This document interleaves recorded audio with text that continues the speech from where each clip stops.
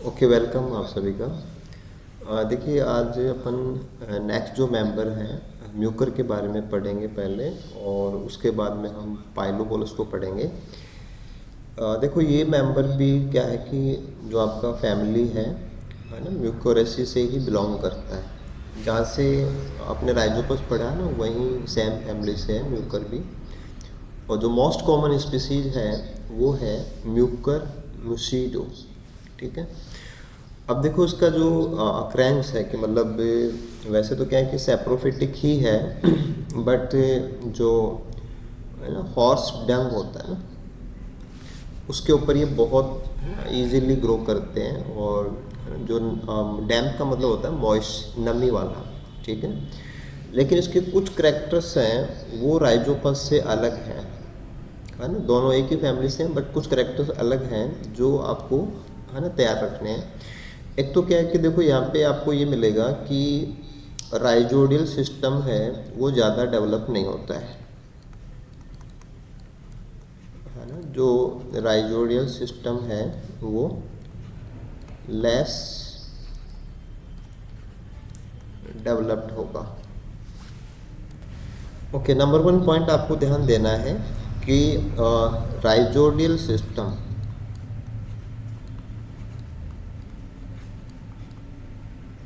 ये वीक होता है, पुअर होता है। राइजोपस में जितना था उतना नहीं मिलेगा।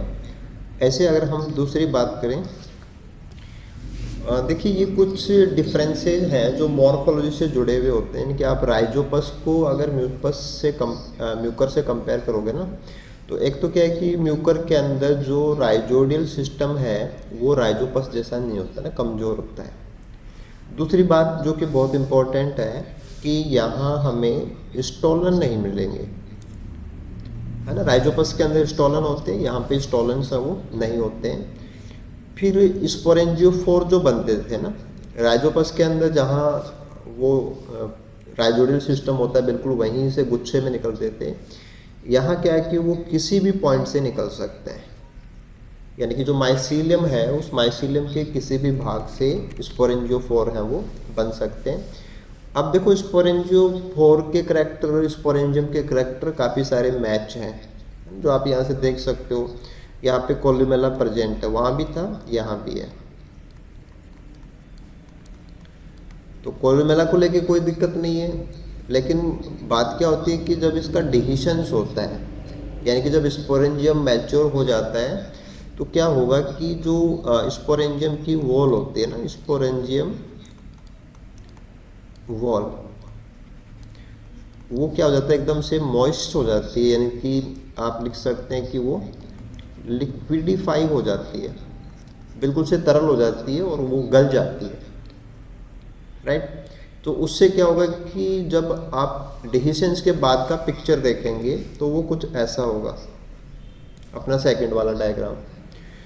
और यहाँ क्या होता है कि जो स्पोरेंजियम की वॉल है ये बिल्कुल से, है ना, एक छोटा सा इसका अवशेष बचता है बस, और वो कॉलर की तरह लगा रहता है। उसको अपन बोलते हैं कॉलरेट कंडीशन। तो डिहिस होने के बाद में जो स्पोरेंजियम है उसका जो बेस है, कोलुमेला का जो बेस है, वहाँ पे आपको कॉलर मिलेंगी। कॉलर का मतलब जैसे बचा हुआ पार्ट है।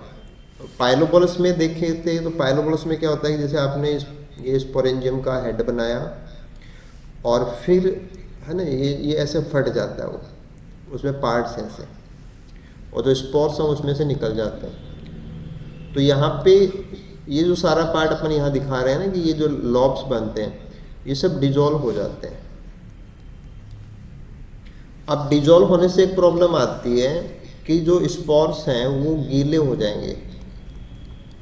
स्पोर्स हैं ना वो गीले होते हैं, वेट होते हैं, वो चिपचिपे होते हैं, स्टिकी। तो स्टिकी होने से क्या मतलब हुआ कि नॉट ब्लॉन बाय एयर। तो एयर से डिस्पर्स नहीं हो सकते।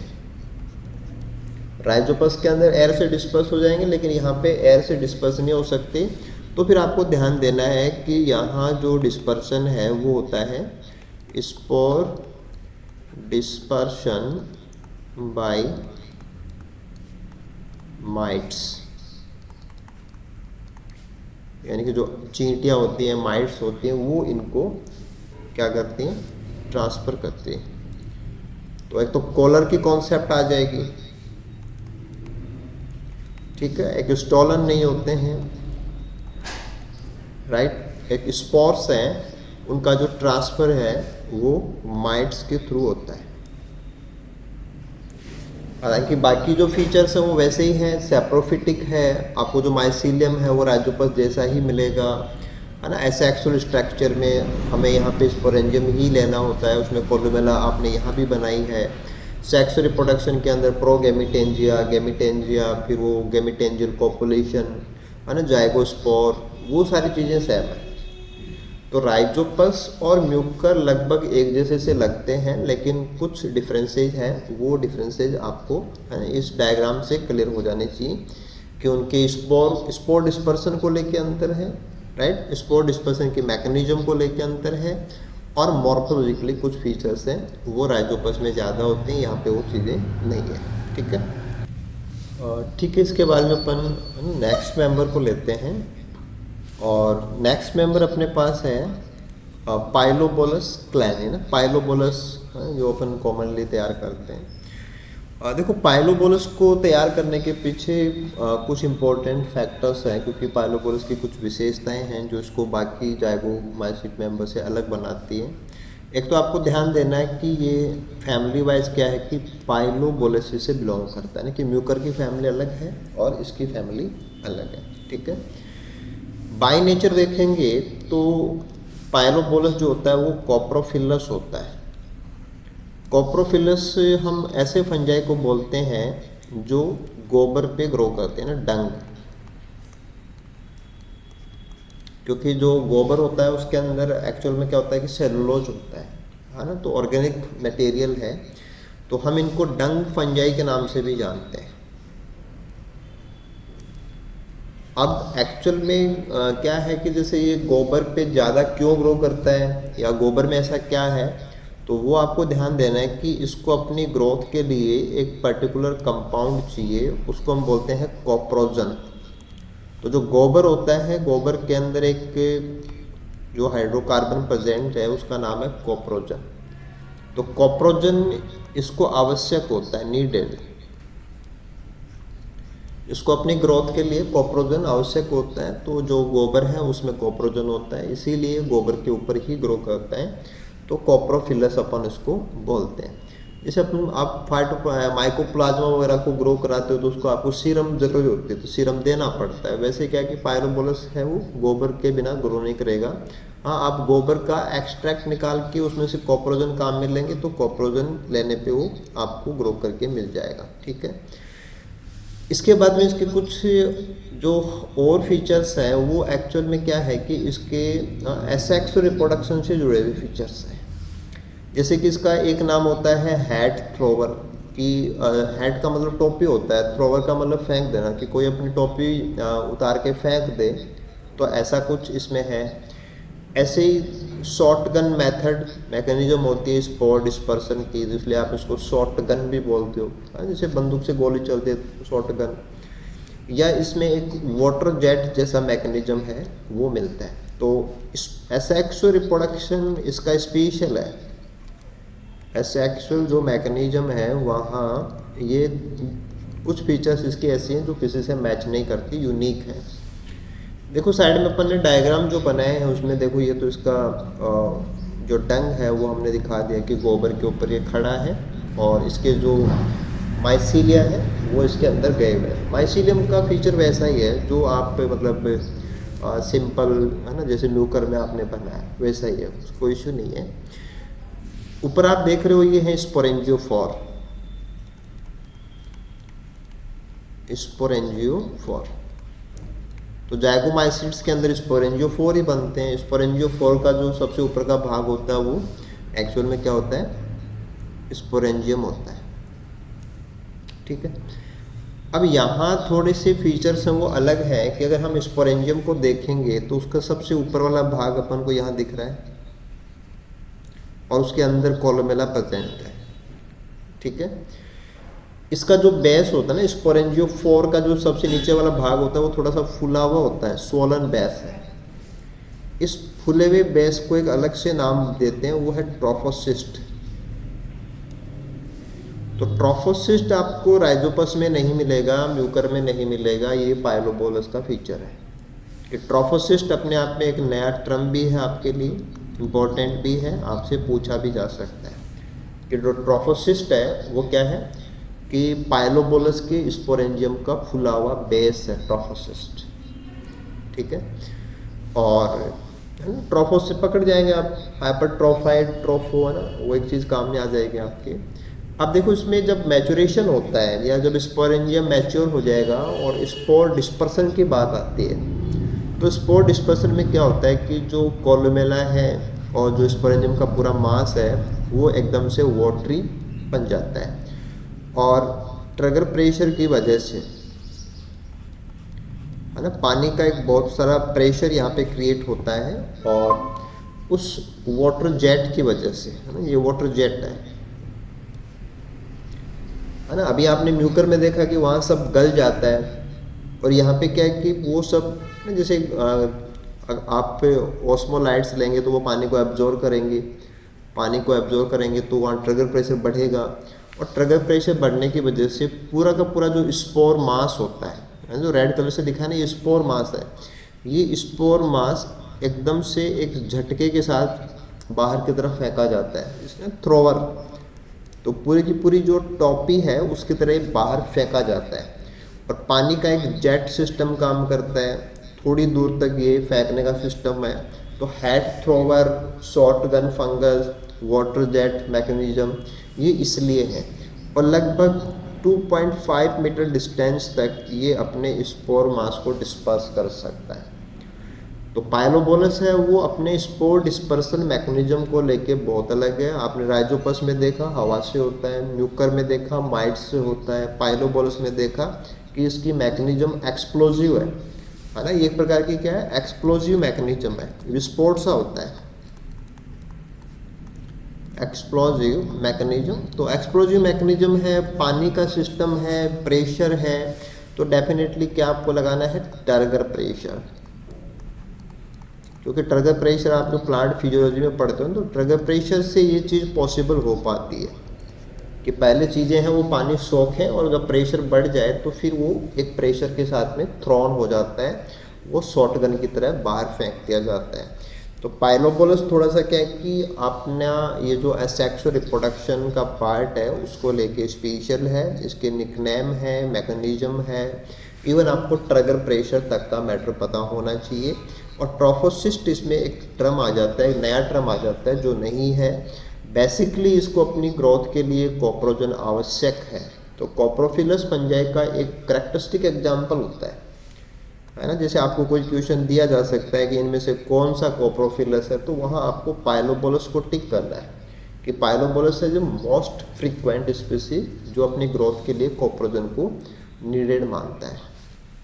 हाँ देखो आप यहाँ पे बाकी जो इसका सेक्शन है, जैसे आप इसमें सेक्सुअल रिप्रोडक्शन की तरफ जाएंगे तो सेक्सुअल रिप्रोडक्शन में सेम वही आएगा है ना, प्रोगेमिटेंजिया, गेमिटेंजिया, गेमिटेंजियल कॉपुलेशन, बाद में जाइगोस्पोर, फिर जाइगोस्पोर का जर्मिनेशन, वो सारा सेम है, सबके अंदर सेम है। तो वैसे जाइगोमाइसिट्स में आपको 3 मेंबर पढ़ने है ना, राइजोपस, म्यूकर और पाइलोबोलस। तो तीनों मेंबर के कुछ चीज़ें हैं जो स्पेशल हैं, बस वो आपको पता होना चाहिए, ज़्यादा स्पेशल चीज़ें और कुछ यहाँ पे नहीं है। इसके बाद में हम आगे इनके कुछ और पॉइंट जो कि मे बी आपको क्वेश्चंस वगैरह में मिल सकते हैं उनकी बात कर लेते हैं। देखिए कुछ पॉइंट्स आपको यहाँ से जैसे इकोनॉमिक एंगल से समझने हैं। वैसे तो अपन इकोनॉमिक इम्पोर्टेंस फंजाई का पढ़ेंगे लास्ट में, उसमें सब आ ही जाएगा, बट एक बार यहाँ से आप थोड़ा तैयार करके रखें कि राइजोपस की जो स्पीसीज हैं उनका इस्तेमाल किया जाता है ऑर्गेनिक एसिड्स बनाने के लिए, कि इंडस्ट्रियल लेवल के ऊपर ऑर्गेनिक एसिड्स, जैसे कि फ्यूमेरिक एसिड है, लैक्टिक एसिड है, ऑक्जेलिक एसिड है, सिट्रिक एसिड्स है। तो है ना, क्योंकि ये सैप्रोफिटिक है तो सैप्रोफिटिक मैकेनिज्म का इस्तेमाल करके इनसे एसिड समूह बनाए जाते हैं। एक अपन ने डिस्कस किया था कि जो सॉफ्ट रॉट डिजीज होती है या जिसको अपन लैक डिजीज बोलते हैं ना, तो ये क्या है कि राइजोपस से ही होता है। राइजोपस स्टोरीफॉर्म आपने देखा था, ठीक है।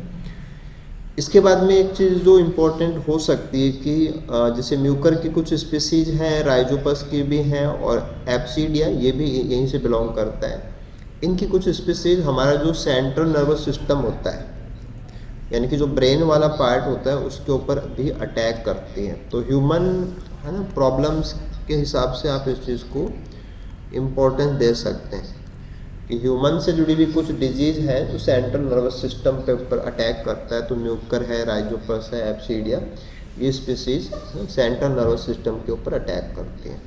जैसे ऑर्गेनिक एसिड्स वगैरह सिंपल बात होती है, लेकिन सॉफ्ट रॉट ऑफ स्ट्रॉबेरी है, सॉफ्ट रॉट ऑफ फ्रूट्स है, या लैक डिजीज है, ये अपन से पूछी जा सकती है, जो अपन ने राइजोपस में तैयार भी किया।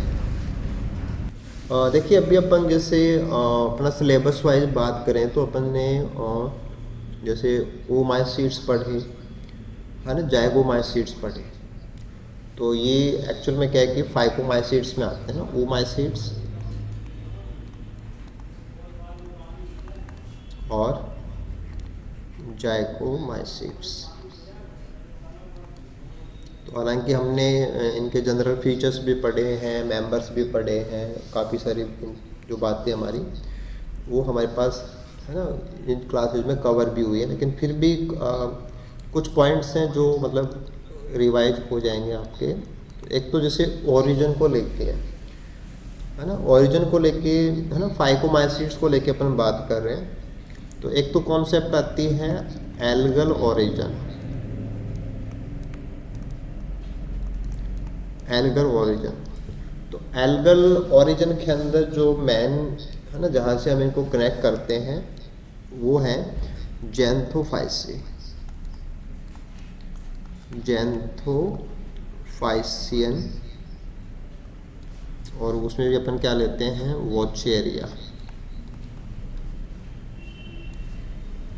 क्योंकि वॉचेरिया है ना, ये क्या है कि डायरेक्टली क्वेश्चन ही आप मान के चलें कि डायरेक्टली क्वेश्चन ही कि एल्गल ओरिजिन जो है फाइकोमाइसीड्स का वो कहाँ से, वॉचेरिया से है। और इसके जो सपोर्टर हैं कि एल्गल ओरिजिन को ज़्यादा जो सपोर्ट किया है वो जो साइंटिस्ट हैं उनका नाम भी आप ध्यान देंगे, ये है डी बेरी 1881। तो सबसे बड़े जो सपोर्टर हैं वो इसके हैं डी बेरी। तो हालांकि फीचर्स अपन ने देखे थे कि वॉचेरिया का जो थैलस है, सिनोसिटिक कंडीशन है ना, वो सारा यहाँ एल्गल ओरिजिन से मैच करता है। इसके बाद में जो दूसरा कॉन्सेप्ट है एल्गल ओरिजिन को लेके ही, कि दूसरा जो सपोर्टर सिस्टम है या सपोर्टर है वो है बैसे ना, या चार्ल्स एडवर्ड बैसे। This is 1942। और इन्होंने जो बताया कि lower fungi originated from unicellular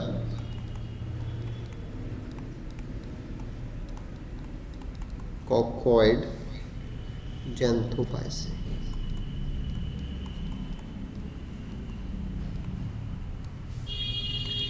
देखो इसमें अंतर आ गया कि डी बेरी का तो ये था कि वॉचेरिया से हुआ है ना, जबकि बाद की कॉन्सेप्ट जो कि बैसे की कॉन्सेप्ट है, चार्ल्स एडवर्ड बैसे 1942, इनका मानना है कि एल्गल ओरिजिन को अगर हम देखें तो मेनली जो आपके लोअर फंजाई हैं, क्योंकि फाइकोमाइसीटिसी में आते हैं, उनका ओरिजिन जैंथोफाइसी से ही हुआ है, लेकिन वो जो फॉर्म है जो कि एंसेस्टर रहे थे वो वॉचेरिया नहीं है, वो यूनिसेलुलर कॉकॉइड जो फॉर्म्स हैं वो वाले हैं। तो क्योंकि वॉचेरिया यूनिसेलुलर नहीं है ना, तो वॉचेरिया के बारे में एडवोकेट करने वाले हैं वो है डी बेरी। और कोकोइड फॉर्म्स जो कि यूनिसेलुलर कोकोइड फॉर्म्स हैं, क्योंकि आपने देखा कि स्टार्टिंग के अंदर जो मेंबर्स आए थे वो यूनिसेलुलर मेंबर्स हैं, राइट। तो ये कॉन्सेप्ट थोड़ी सी अलग है, हालांकि है दोनों एल्गल ओरिजिन के सपोर्टर में ही, बट एक है ना साइफनस है वोचेरिया, तो एक साइफनस एल्गी है, तो वो डी बेरी, क्योंकि ये चीज़ अब आपको साइंटिस्ट के साथ में जोड़ के पढ़ना है। एक्चुअल में ये है कि एल्गल ओरिजिन के भी दो ऑप्शन है आपके पास। डी बेरी का कॉन्सेप्ट कहता है कि वोचेरिया है, और बेसे का कॉन्सेप्ट कहता है कि यूनिसेलुलर कोकोइड्स है, राइट। ठीक है, इसके बाद में अपन ना नेक्स्ट एक छोटा सा इम्पोर्टेंट पार्ट है उसको देखते हैं। ये क्या है कि फंजाई से जुड़ा हुआ एक यूनिक सेक्शन होता है, और वैसे क्या है कि जैसे क्वेश्चन वाइज तो है ही इम्पोर्टेंट कि क्वेश्चन तो यहाँ से जो बनता है वो एक ही चीज़ का बनता है, वो होता है कि हेटेरोथैलिज्म की खोज किसने की। तो हेटेरोथैलिज्म के बारे में जो सबसे पहले बताया था वो तो ब्लैकिस्ली है ना, AF ब्लैकिस्ली 1904, है ना, कि कवकों के अंदर विषम जालिकता क्या होती है ना, उसके बारे में सबसे पहले AF ब्लैकिस्ली ने बताया। ठीक है, अब अगली बात ये आती है कि इन्होंने जब ये एक्सपेरिमेंट किया या हेटेरोथैलिज्म के बारे में बताया तो इन्होंने कौन से फंगस का इस्तेमाल किया, तो वो आपको ध्यान देना है, राइजोपस। तो राइजोपस का इस्तेमाल करके इन्होंने बताया कि हेटेरोथैलिज्म जैसा कवकों में पाया जाता है। हेटेरो का मतलब दो अलग अलग प्रकार, थैलिज्म का मतलब थैलस को लेके करैक्टर है ना, तो दो डिफरेंट थैलस जरूरी होते हैं सेक्स रिप्रोडक्शन को पूरा करने के लिए, है ना। इसका सिंपल मीनिंग क्या है कि two different thalli needed for sexual reproduction, क्योंकि कल लास्ट क्लास में आपने ये भी देखा था कि पार्थेनो कंडीशन भी आ जाती है अगर आप है ना डिफरेंट थैलस के बीच में पॉपुलेशन नहीं होता है, तो दो की जो कॉन्सेप्ट है और वो भी अलग अलग, यानी कि एक प्लस स्ट्रेन का और एक माइनस स्ट्रेन का। तो प्लस और माइनस स्ट्रेन या प्लस और माइनस प्रभेद जो होता है ना, क्योंकि ये मेल फीमेल जैसा नहीं है, क्योंकि तो बहुत लोअर फंजाई की बात हो रही है, वहाँ पे हेटेरोथैलिज्म का मतलब है कि डिफरेंट स्ट्रेन्स ओनली, एक प्लस स्ट्रेन का एक माइनस स्ट्रेन का। देखो इन्होंने अपने एक्सपेरिमेंट में क्या किया था कि एक पैट्री डिश ली, और एक पैट्री डिश के अंदर इन्होंने जो अगार मीडियम है वो अगार मीडियम इन्होंने तैयार किया और अगार मीडियम इसमें इन्होंने ले लिया। अब इन्होंने जो आपका राइजोपस है उसके स्पोर्स इसमें डाले, कुछ स्पोर्स इसके ऊपर डाले उन्होंने, ठीक है। तो जब स्पोर जर्मिनेट होंगे, स्पोर का मतलब जाइगोस्पोर, स्पोर का मतलब क्या है, क्योंकि ये जाइगोमाइसीट का मेंबर है ना, तो जाइगोस्पोर बनेंगे। तो जाइगोस्पोर इन्होंने डाले, अब जाइगोस्पोर जर्मिनेट करेंगे, वो आपका स्पोरेंजियम बनेगा, है ना, उसमें से स्पोर बनेंगे, वो जर्मिनेट करेंगे, थैलस है वो बनेगा। तो ऐसे इनके थैलस बनते हैं, ये फैलेंगे, ऐसे दूसरा है वो भी फैलेगा।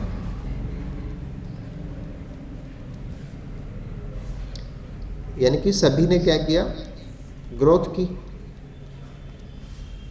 जैसे एक बार के लिए अपन इन दो को लेके देखते हैं। तो जैसे आपने यहाँ पे ब्लैक कलर से दिखाया प्लस, आप उनको बता दो कि ये प्लस स्ट्रेन के हैं, और जो दूसरे वाले हैं वो माइनस स्ट्रेन के हैं। तो इन्होंने ये नोट किया कि जब पैट्री डिश के ऊपर स्पोर्स को ये डालते हैं और बाद में उसको कुछ दिनों के लिए रखते हैं, तो यहाँ पे फंगस की ग्रोथ तो आती है, लेकिन फंगस की ग्रोथ आने के बाद में जो जाइगोस्पोर्स हैं वो केवल वहीं बनते हैं जहाँ पे अपोजिट स्ट्रेन वाले हाइफे एक दूसरे को टच करते हैं। लेकिन देखो यहाँ पे इन्होंने टच नहीं किया, तो यहाँ कुछ भी नहीं है, नो, रेड रेड के बीच में कुछ नहीं है, ब्लैक ब्लैक के बीच में कुछ नहीं होगा। क्योंकि जब अपोजिट स्ट्रैंड वाले जहाँ टच कर रहे हैं वहाँ क्या है कि प्रोगैमेटेंजिया, गैमेटेंजिया वो सब टच होंगे, तो केवल वहीं पे जाइगोस्पोर बनते हैं। तो एक बहुत ही सिंपल सा एक्सपेरिमेंट था कि इन्होंने जब राइजोपस के स्पोर्स को डाल के देखा तो जहाँ अपोजिट स्ट्रैंड वाले थैलस एक दूसरे को टच करते हैं वहाँ तो जाइगोस्पोर बनते हैं, और सेम सेम वाले करते हैं वहाँ नहीं बनते।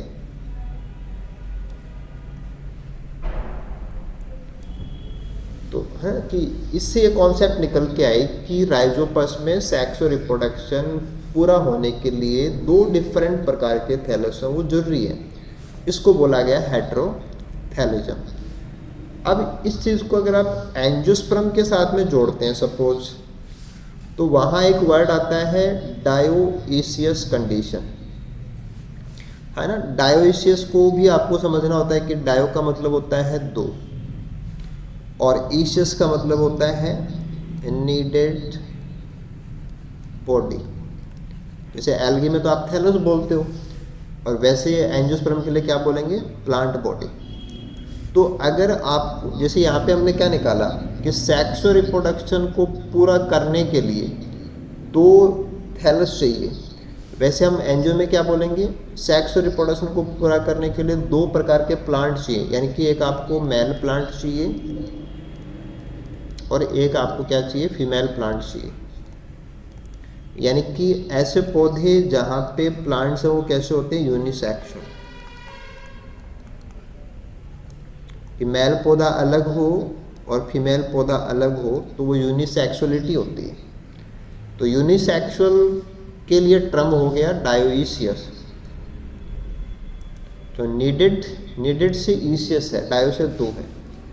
तो आगे जाके हम जो हायर प्लांट्स के अंदर सेक्सुअल रिप्रोडक्शन के लिए दो की जरूरत फील होती है, तो वो जो कंडीशन है कि डायोइसियस कंडीशन की किसी भी प्लांट के अंदर या कोई भी आप लेवल लें वहाँ को सेक्सुअल रिप्रोडक्शन पूरा करना है तो आपको दो बॉडी चाहिए, दैट इज द डायोइसियस कंडीशन। तो ओरिजिन ऑफ डायोइसियस कंडीशन के अंदर हेटेरोथैलिज्म वो इम्पोर्टेंट है, क्योंकि दो चीज़ें आती हैं। एक आपके सिलेबस में आता है ओरिजिन ऑफ सीड हैबिट,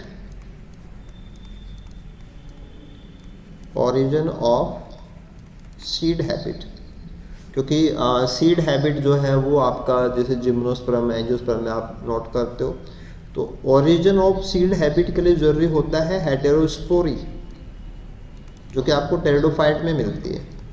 विषम बीजाणुकता, ये है विषम जालिकता। जाल का मतलब कवक जाल है, थैलस की बात है। और इधर आता है बॉडी, प्लांट बॉडी। तो मिलते जुलते शब्द हैं। हेटेरोस्पोरी है ना, वो बीज का प्रोजेनेटर कॉन्सेप्ट है कि बीज हेटेरोस्पोरी से आया है, और डायोइसियस कंडीशन है वो हेटेरोथैलिज्म से आई है। तो हेटेरोथैलिज्म अपने आप में एक है ना यूनिक सा होता है कि आपको पता होना चाहिए।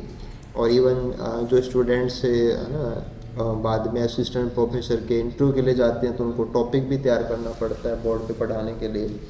तो एक छोटा सा टॉपिक है, ज़्यादा इसमें कंटेंट भी नहीं है, ज़्यादा बातें भी नहीं है। तो हेटेरोस्पोरी एक अच्छा टॉपिक भी होता है कि आप हेटेरोथैलिज्म को पढ़ा सकते हो, क्योंकि उसमें क्या है कि आपको साइंटिस्ट का पता होना चाहिए, कौन सा फंगस लिया था वो पता होना चाहिए, किसमें लिया था, क्या काम किया था, क्या हुआ था, राइट। तो ऐसे अपन है ना जो अपना जाइगोमाइसीट वाला सेक्शन है, तो जाइगोमाइसीट्स में क्या है कि जैसे है तो छोटा सा बट है ना, या तो हेटेरोथैलिज्म से आएगा, या आपने भी पाइलोबोलस, कोप्रोफिलस, टंग वाले, कोप्रोजन, तो पॉइंट होते हैं, मतलब 10-15 बातें ऐसी हैं जो आपको मिल सकती है ना। जाइगोस्पोर हो गया है ना, तो वो चीज़ें क्या है कि बाकी में नहीं है। जैसे आपने वो पढ़ा, आपने ओमाइसीट, उसमें ऐसा कुछ नहीं था, ये थोड़ा अलग है ना। डिजीज वाला सेक्शन यहाँ ज़्यादा नहीं है, डिजीज ज़्यादा नहीं है यहाँ पे। मेन क्या है कि सारे सेप्रोफिटिक हैं, डंग वाले हैं, तो उस हिसाब से आप इनको तैयार कीजिए, है ना। क्लास में हमने है ना लास्ट क्लासेज में आपने इस चीज़ को फाइंड आउट कर लिया कि आपकी जो बुक की नेसेसिटी है वो भी कम हो गई है ना। बुक आपके पास होनी जरूर चाहिए, बुक से आप ज़रूर देखेंगे, डायग्राम देखिए, डायग्राम से भी बहुत फ़ायदा होता है ना। हाँ, एक्सेस में जो है वो मैंने नहीं लिया है, तो आपको अभी कोई ज़रूरत नहीं है, एक बार आप इन चीज़ों से अच्छे से तैयार कीजिए। अपने नोट्स हैं वो आप चाहें तो है ना हिंदी जो यूज कर सकते हो, वो आपके समझ की बात है कि आपको आगे रिवाइज करने के लिए ज़रूरी होंगे, है ना, तो वो आप उस प्रकार से बना लीजिए। Okay then.